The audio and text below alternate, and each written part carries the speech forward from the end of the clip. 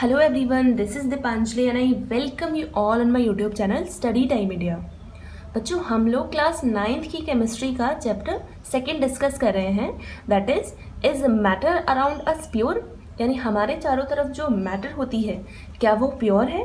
Previous video में हम लोगों ने कवर किया कि नहीं, जो भी मैटर होती है वो दो फॉर्म में मिलती है। वो एक तो प्योर फॉर्म में मिलेगी, दूसरा मिक्सचर के फॉर्म में मिलेगी। ठीक है, मिक्सचर में कई सारे मैटर के पार्टिकल्स होते हैं जो आपस में इंटरचेंज हो जाते हैं। ठीक है, और प्योर में सिर्फ एक ही तरह के पार्टिकल्स, एक ही तरह के एटम, मॉलिक्यूल मिले हुए रहते हैं। हमने प्योर को भी देखा था, यानी जितने भी एलिमेंट्स होते हैं वो प्योर की कैटेगरी में आते हैं, और जितने भी कंपाउंड्स होते हैं वो भी प्योर की कैटेगरी में आते हैं। ठीक है, तो प्योर को हम फर्दर क्लासिफाई कर रहे हैं एलिमेंट्स एंड कंपाउंड में। मिक्सचर को भी हम लोग कर सकते हैं। मिक्सचर भी तो दो तरह का होता है, एक होमोजेनस मिक्सचर, ठीक है, और एक हेट्रोजेनस मिक्सचर। ये हम लोग नेक्स्ट आने वाली वीडियो में पढ़ेंगे। तो आज हम लोग यहाँ पर प्योर सब्सटेंस जो होता है, जो एक ही तरह के पार्टिकल से मिलकर बना हुआ रहता है, उसी की क्लासिफिकेशन को पढ़ते हैं। तो सबसे पहले स्टार्ट करेंगे हम एलिमेंट को पढ़ना। सो एलिमेंट्स क्या होते हैं? एक्चुअल में ये इस तरह के सब्सटेंसेस होते हैं which can not be split up into 2 और more substance by using any chemical process. यानी एलिमेंट ऐसे सब्सटेंस होते हैं जिनको हम लोग स्प्लिट अप नहीं कर सकते, जिनको हम लोग तोड़ नहीं सकते हैं। ठीक है, 2 या 2 से ज़्यादा एलिमेंट में कोई भी केमिकल प्रोसेस यूज़ करके, ठीक है, केमिकल मेथड का यूज़ करके हम एलिमेंट्स को सेपरेट नहीं कर सकते। केमिकल मेथड में हम लोग क्या यूज़ करने वाले हैं? जैसे हम हीट देकर उसको अलग नहीं कर सकते, हम लाइट देकर उसको अलग नहीं कर सकते, और हम इलेक्ट्रिसिटी, इलेक्ट्रोलाइसिस की प्रोसेस के थ्रू भी उसको सेपरेट नहीं कर सकते हैं। जैसे एग्जाम्पल ले लेते हैं कुछ, हाइड्रोजन, ऑक्सीजन, नाइट्रोजन, आयरन और सल्फर। तो ये कुछ एलिमेंट्स हैं जिनको हम लोग ये हीट देने पर, लाइट देने पर, इलेक्ट्रिसिटी पास कराने पर ये अलग अलग तरह से डिफ्रेंशिएट नहीं हो पाते। अब जैसे कि आप एग्जांपल में लो, एक आयरन की नेल है, उसको आप यहाँ से देखोगे तो भी आयरन ही दिखेगा, यहाँ से देखोगे तो भी आयरन ही दिखेगा। यानी ऑल ओवर द नेल ये सिर्फ एक ही तरह के पार्टिकल्स को ही शो कर रही है, एक ही तरह के एटम्स को ही शो कर रही है। इसका मतलब कि एलिमेंट्स सिर्फ और सिर्फ एक ही तरह के पार्टिकल्स को, एक ही तरह के एटम्स को शो करता है। ठीक है, नेक्स्ट अगर हम देखें तो ये भी बोल सकते हैं कि एलिमेंट्स एक तरह के एटम से मिलकर बना हुआ रहता है। ठीक है, अब वाटर का एग्जांपल हमने प्रीवियसली लिया था कंपाउंड के फॉर्म में, है ना। वाटर को हम लोग एलिमेंट कंसीडर नहीं करें। क्यों नहीं किए? क्योंकि वाटर को इलेक्ट्रिसिटी पास कराने पर, जैसे ही हम लोग इसे इलेक्ट्रिसिटी कराएंगे ना पास, तो ये हाइड्रोजन गैस और ऑक्सीजन गैस में ब्रेक हो जाता है। तो इसका मतलब ये तो ब्रेक हो गया है, ये एलिमेंट नहीं बल्कि ये कंपाउंड होता है। कंपाउंड भी आगे डिस्कस करेंगे हम अभी इसी वीडियो में। नेक्स्ट अगर हम बात करें एलिमेंट्स की और डिटेल में, तो एलिमेंट्स जो होते हैं अब तक हमारी अर्थ पर जो साइंटिस्ट ने अब तक जो फाउंड किए हैं एलिमेंट्स, वो कितने हैं? 118 एलिमेंट्स। कहाँ पर रखे हैं? पीरियोडिक टेबल में। ठीक है, मतलब ऐसे नहीं, पीरियोडिक टेबल, एक पीरियोडिक टेबल में तो एक नाम रखा हुआ है। ठीक है, सारे एलिमेंट जितने भी अब तक डिस्कवर्ड हो चुके हैं उनका एक तरह से नाम रखा हुआ है पीरियोडिक टेबल में, ताकि स्टडी में हेल्प मिल सके। क्योंकि सारे एलिमेंट वहाँ रखे रहेंगे तो हमें पता चल जाएगा कि हाँ कौन सा किस ब्लॉक में है। 10th क्लास में आप बहुत डिटेल में पढ़ने वाले हो पीरियोडिक टेबल। नाउ अब ये जितने भी एलिमेंट्स होते हैं 118 हैं आज तक प्रेजेंट, उनमें से नेचुरली भी फाउंड होते हैं और आर्टिफिशियल यानी मैन मेड भी होते हैं। कितने हैं नेचुरली? 94, और 24 हो गए हमारे जो मैन मेड हैं। ठीक है, तो इतने सारे एलिमेंट्स को हम लोग कैसे याद रखेंगे? उनकी कंपोजिशन के अकॉर्डिंग या उनके कलर के अकॉर्डिंग, साइज शेप के अकॉर्डिंग नहीं, उनको कुछ एक सिंबल दिए हुए हैं ताकि वो एक दूसरे से सेपरेट रहें। जैसे अभी हम लोगों ने डिस्कस किया, हाइड्रोजन को H से सिंबलाइज करते हैं, ऑक्सीजन को O से, नाइट्रोजन N, और आयरन Fe, और गोल्ड को Au। ठीक है, आरम से लिया गया है, और हम सिल्वर को Ag। तो इस तरह से हम सिंबलाइज करते हैं। ठीक है, तो एक पर्टिकुलर सिंबल है। अब ये जितने भी एलिमेंट्स होते हैं ये सॉलिड भी हो सकते हैं, लिक्विड भी हो सकते हैं और गैशियस भी फॉर्म में भी हो सकते हैं। सॉलिड में बात करें, ये आयरन क्या है हमारा, सॉलिड होता है। कार्बन कोल जैसे होता है, कोल जिसका एक पर्टिकुलर एक फॉर्म है, या फिर डायमंड भी वही हो गया, और ग्रेफाइट जो पेंसिल की नोक में होता है वो भी कार्बन ही होता है। ठीक है, तो ये सॉलिड हो गया एलिमेंट। दूसरे कुछ लिक्विड भी होते हैं, जैसे आप लोगों ने देखा होगा थर्मामीटर में मर्करी फिल्ड रहता है, वो कैसा है, लिक्विड है। ब्रोमीन नॉन मेटल है, वैसे तो मेटल नॉन मेटल भी हम लोग पढ़ेंगे, एलिमेंट के ही टाइप है मेटल और नॉन मेटल। तो एलिमेंट में ये दोनों कैसे हो गए हैं हमारे, लिक्विड फॉर्म में। ठीक है, इसके अलावा गैशियस फॉर्म में कौन सी, हाइड्रोजन गैस होती है, ऑक्सीजन गैस होती है, नाइट्रोजन गैस होती है, ये सॉलिड है और ये भी सॉलिड है। तो मोस्टली अगर हम देखें तो ज़्यादातर एलिमेंट जो होते हैं वो सॉलिड फॉर्म में होते हैं, कुछ एक होते हैं लिक्विड और ज़्यादातर फिर गैसेस में, यानी सॉलिड फिर गैस और फिर लिक्विड, इस तरह से फॉर्म में, मतलब मेजॉरिटी जो होती है वो इस तरह से होती है। अब ज़्यादातर एलिमेंट्स ही आपस में कंबाइन होकर कंपाउंड का फॉर्मेशन करते हैं।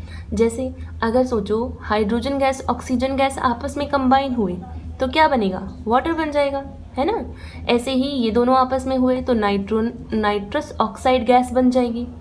ठीक है, और तुम लोगों ने देखा होगा NaCl है ना, कॉमन सॉल्ट, सोडियम और क्लोरीन को कंबाइन करने पर बना है।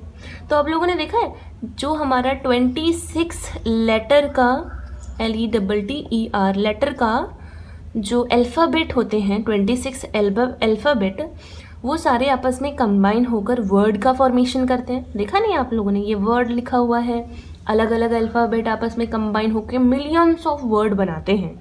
ऐसे ही ये एलिमेंट्स 118 है वैसे तो टोटल, ये आपस में कंबाइन होकर मिलियंस ऑफ केमिकल बनाते हैं। ठीक है, बहुत सारे केमिकल्स बनाते हैं, हमारी आपकी पढ़ाई से भी, पहुंच से भी बहुत दूर। अब अगर हम अपनी बॉडी की बात करें, ठीक है, बायोलॉजी में आ जाते हैं थोड़ा, तो उसमें भी ये केमिकल्स मौजूद रहते हैं। जैसे अगर हम सबसे ज़्यादा बात करें ऑक्सीजन की, तो 65% होता है हमारी बॉडी में ऑक्सीजन, और कार्बन, ठीक है, जो ग्लूकोज हम लोग लेते हैं C6H12O6, ठीक है, मेन तो हमारा यही है ना न्यूट्रिएंट में, ये होता है कार्बन 18%। उसके बाद हाइड्रोजन होता है 10%, नाइट्रोजन ये होता है 3%। ठीक है, हम जो यूरिन के थ्रू आउट करते हैं अपनी बॉडी में, ये नाइट्रोजन ही तो होता है, ठीक है, जो हम लोग लेते हैं। नेक्स्ट कैल्शियम, यस, जो हमारी बोन्स में, जो हमारे टीथ वगैरह में मिलता है, वो होता है ओनली 2%। और थोड़े अदर केमिकल्स होते हैं, अदर एलिमेंट्स वगैरह होते हैं। यहाँ पर मैं खाली ऑक्सीजन लिखती हूँ, ठीक है, क्योंकि बॉडी में है। ऑक्सीजन वैसे गैस के फॉर्म में ही है, लेकिन हम सिर्फ O लिखेंगे क्योंकि हम सिर्फ एलिमेंट के बारे में यहाँ पर देख रहे हैं।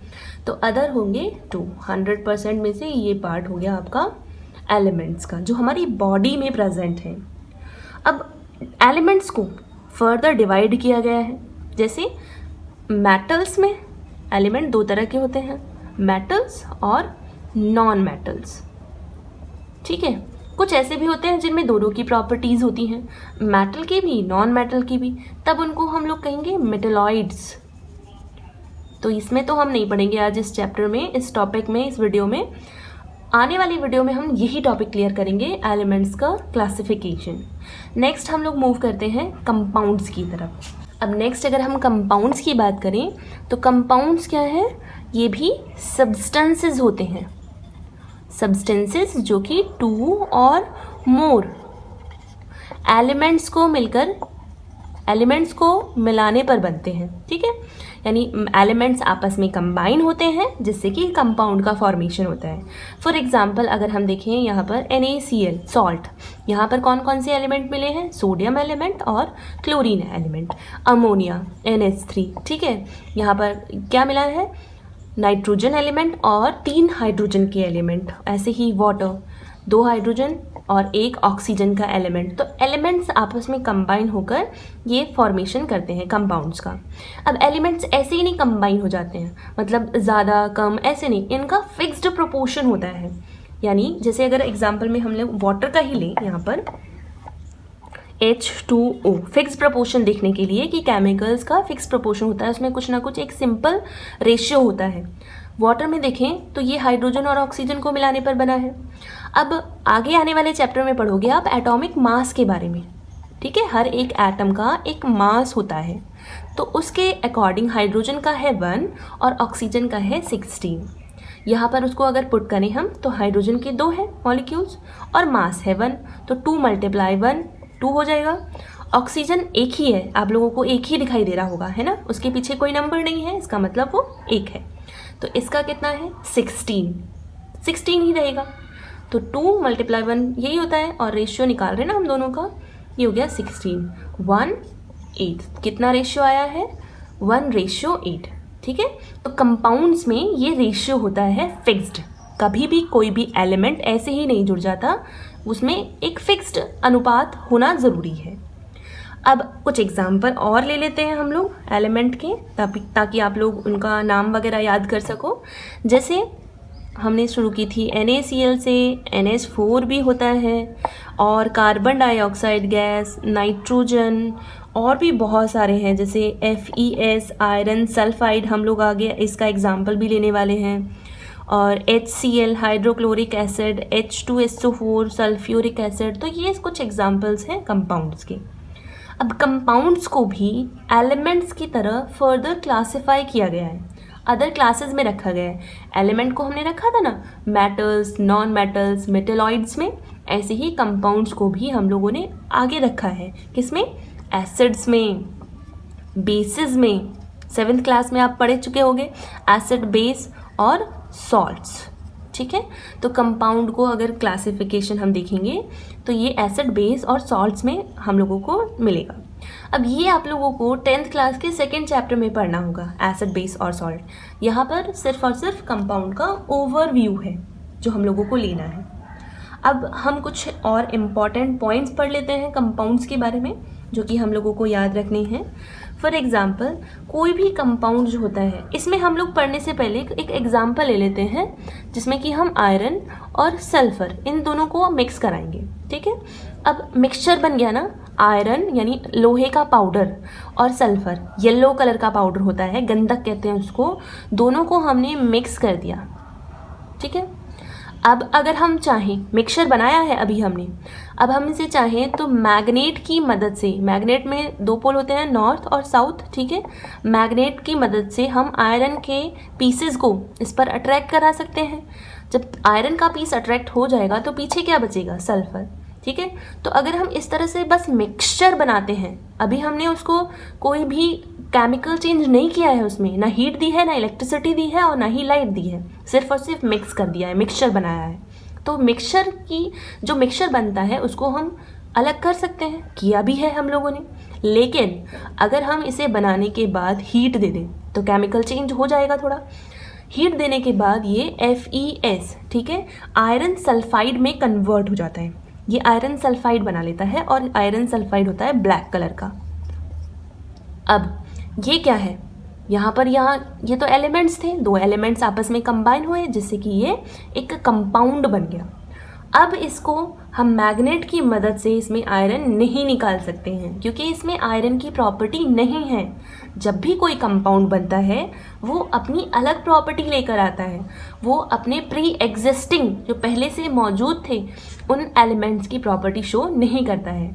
तो यहाँ पर ना तो आयरन मेटल की तरह बिहेव करेगा इसमें, जैसे अगर हम इसको, ये आयरन सल्फाइड को अगर हम एसिड में डाल दें, ठीक है, कोई भी एसिड ले सकते हैं हम लोग, तो एसिड में डालने पर मेटल हाइड्रोजन गैस प्रोड्यूस करती है, ये एक पहचान है, ठीक है। लेकिन ऐसा नहीं होगा इस केस में, क्योंकि हम लोगों ने यहाँ पर मेटल नहीं मिली है हमें एसिड में डालने के लिए, हमें यहाँ पर मिला है आयरन सल्फाइड जो कि ब्लैक कलर का होता है, जो कि किसी भी मैग्नेटिक प्रॉपर्टी को शो नहीं कर रहा है, किसी अदर मेटल की प्रॉपर्टी को शो नहीं कर रहा है। और यहाँ सल्फर जो होता है ना वो नॉन मेटल होता है, तो ये नॉन मेटल की प्रॉपर्टी को भी शो नहीं कर रहा है। तो आप लोगों को समझ में आ ही गया होगा कि कंपाउंड बनाने के लिए हमें कोई ना कोई केमिकल चेंज करना पड़ेगा, तभी वो कंपाउंड का फॉर्मेशन होगा, वरना आपस में मिक्स करके ऐसे रख दो तो वो मिक्सचर बन जाता है। तो ये इंपॉर्टेंट पॉइंट है, डिफ्रेंशिएट करने लगे मिक्सचर और कंपाउंड में तो यही पॉइंट्स आ जाएगा कि मिक्सचर को हम सेपरेट कर सकते हैं फिजिकल मेथड से, कंपाउंड को हम लोग सेपरेट नहीं कर सकते हैं। मिक्सचर में फिजिकल चेंज होता है, कंपाउंड में केमिकल चेंज होता है। नेक्स्ट अगर हम देखें तो ये फिक्स प्रोपोर्शन में होता है, ये भी हम लोग देख ही चुके हैं। जैसे अगर हम बात भी करें इसमें फेरस सल्फाइड में, तो Fe का एटॉमिक मास हम लोग डिस्कस कर ही चुके हैं अभी। एटॉमिक मास जो सबका एक अलग पर्टिकुलर होता है, यहाँ आयरन का है 56, सल्फर का होता है 32, ठीक है। इनका अगर हम रेशियो निकालने लगे, यहाँ 56 रेशियो 32, तो हम लोग जब इसे डिवाइड करेंगे तो हो जाएगा 8 7 जा और 8 4 जा 7:4। ये रेशियो ये फिक्स्ड आया है, ठीक है। अब चाहे आप कहीं का भी किसी भी कंट्री का आयरन सल्फाइड मिलाकर देख लो, किसी भी कंट्री का आयरन सल्फाइड देखोगे तो उसमें रेशियो यही आएगा। ये फिक्स्ड प्रोपोर्शन ही होता है जो किसी भी कंपाउंड का पार्ट होता है। नेक्स्ट, इनका फिक्स्ड मेल्टिंग पॉइंट और बॉइलिंग पॉइंट होता है, ठीक है। ये पॉइंट्स इंपॉर्टेंट हैं। मेल्टिंग पॉइंट और बॉइलिंग पॉइंट कैसा होता है? फिक्स्ड किसी भी कंपाउंड का। अब तो भाई ये एक कंपाउंड है ना, ये अपने आपस में एक बन गया है और उसका खुद का कोई ना कोई मेल्टिंग और बॉइलिंग पॉइंट होगा, ठीक है। तो ये हम लोगों ने अभी कंपाउंड के बारे में डिस्कस किया। आई होप आप लोगों को समझ में आया होगा। यानी कोई भी कंपाउंड को हम हल्के में नहीं ले सकते हैं, वो अपनी अलग ही प्रॉपर्टी शो करेगा। अब उसमें पूरी तरह से चेंज आ गया है, ना तो वो इस एलिमेंट की तरह बिहेव करेगा, ना वो इस एलिमेंट की तरह बिहेव करेगा। फिक्स्ड कंपोजिशन होगा, fixed melting point, boiling point होगा, और किसी भी फिजिकल मेथड से हम लोग इसको अलग नहीं कर सकते हैं, और साथ ही साथ हम इसे सेपरेट नहीं कर सकते। लास्टली हम लोग डिफ्रेंशिएट कर लेते हैं मिक्सचर्स में और कंपाउंड्स में। हम लोगों ने एग्जाम्पल भी लिया था जिसमें कि हम लोग एक चाइना डिश में आयरन पाउडर, ठीक है, और सल्फर पाउडर मिक्स किया था। अभी हमने कोई हीट नहीं दिया है, कोई केमिकल चेंज नहीं किया है, तो मैंने इसी के बेस पर आप लोगों को बताना है। यानी मैग्नेट से इसको अलग कर सकते हैं, है ना, और सल्फर को भी अलग किया जा सकता है डिसॉल्व करके। नाउ मिक्सचर्स जो होते हैं कैन बी सेपरेटेड, मैंने यही बताया, सेपरेट किया जा सकता है, लेकिन कंपाउंड्स को नहीं। मतलब अगर हम हीट दे दें इसको तो आयरन सल्फाइड बन जाएगा ब्लैक कलर का, उसको हम सेपरेट नहीं कर सकते। आयरन और सल्फर अलग नहीं हो सकते हैं। Mixture shows property of its constituent, यानी इसमें अभी जब ये गर्म नहीं हुआ है, सिर्फ और सिर्फ मिक्सचर है, इसमें आयरन की भी प्रॉपर्टीज़ हैं, तभी तो वो मैग्नेट से अट्रैक्ट हो गया, और सल्फर की भी प्रॉपर्टीज़ हैं। जबकि कंपाउंड की अगर हम बात करें तो ये एंटायरली डिफरेंट होता है अपने कॉन्स्टिट्यूएंट से, ठीक है।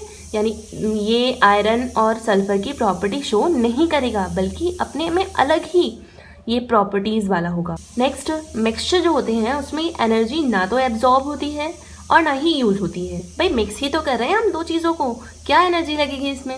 लेकिन कंपाउंड में हम केमिकल चेंज करा रहे हैं, या तो इलेक्ट्रिसिटी दो, लाइट दो, या फिर उसमें हीट दो। यहाँ पर हीट देनी पड़ी है, तो इसका मतलब एनर्जी रिलीज भी होती है रिएक्शन के बाद, और एनर्जी देनी भी पड़ती है रिएक्शन कराने के लिए, ठीक है। तभी तो हम डिफ्रेंशिएट करते हैं एक्सोथर्मिक और एंडोथर्मिक रिएक्शन में। एंडोथर्मिक रिएक्शन जिसमें हीट एनर्जी देनी पड़ती है, थर्मिक का मतलब होता है हीट, तो अगर हीट किसी भी रिएक्शन को कराने के लिए देनी पड़े तब हम उसको कहते हैं एंडोथर्मिक रिएक्शन। और एक्सोथर्मिक किसे कहेंगे? जिसमें हीट रिलीज होती है। आप लोग ही देखो, अगर आप एक बकेट में वाटर डाल दो और ऊपर से उसमें चूना डाल देते हो, ठीक है, स्लैक लाइम या क्विक लाइम अगर हम इसमें डाल देते हैं तो ये गर्म हो जाता है ना। तो इस रिएक्शन में क्या हुआ है? हीट इवॉल्व हुई है, इसको हम कहेंगे एक्सोथर्मिक रिएक्शन। ये आप लोग पढ़ोगे अभी 10th में। चलिए नेक्स्ट, मिक्सचर जो होते हैं वो कंपोजिशन में वेरिएबल होते हैं, यानी ऐसा नहीं है कि हमें फिक्स अमाउंट में ही देखने को मिलेगा। आयरन ज़्यादा हो सकता है, सल्फर कम, सल्फर ज़्यादा हो सकता है, आयरन कम, लेकिन कंपाउंड्स जो होंगे उसमें फिक्स रहेंगे, ठीक है। यानी जो भी बनने का बाद आएगा उसमें कंपोजिशन फिक्स रहता है। हमने वाटर का एग्जाम्पल लिया था और आयरन सल्फाइड का भी ले चुके हैं। नेक्स्ट, मिक्सचर जो होते हैं उनका मेल्टिंग पॉइंट, बॉइलिंग पॉइंट कोई फिक्स नहीं होता, ठीक है, क्योंकि अलग भी तो हो सकते हैं फिजिकल चेंज से। कंपाउंड जो है उनका फिक्स रहता है, मेल्टिंग पॉइंट भी और बॉइलिंग पॉइंट भी। अब एक और चेंज हो सकता है अगर कहने को कहें तो, जैसे मिक्सचर्स जो होते हैं वो हेट्रोजिनस भी हो सकते हैं और होमोजिनस भी हो सकते हैं, है ना। होमोजिनस यानी एक जैसा, जिसमें हम डिफ्रेंशिएट ना कर पाए, और कंपाउंड्स जो होते हैं वो सिर्फ और सिर्फ होमोजिनस होते हैं।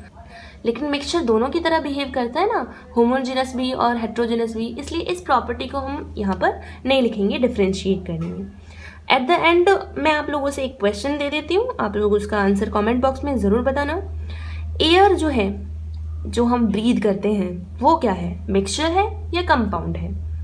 तो आई होप आप लोगों को ये टॉपिक समझ में आया होगा, और टॉपिक से रिलेटेड कोई भी प्रॉब्लम हो तो मुझे कमेंट बॉक्स में ज़रूर बताएं। अपने क्वेश्चंस को आप लोग मेरे ईमेल आईडी पर भी सेंड कर सकते हैं, मुझे मेल कर सकते हैं। मैं पूरी कोशिश करूँगी आपके क्वेश्चंस का आंसर देने की। और अगर आपको वीडियो अच्छा लगे तो सब्सक्राइब ज़रूर करें, शेयर ज़रूर करें और लाइक भी करें। Thank you so much.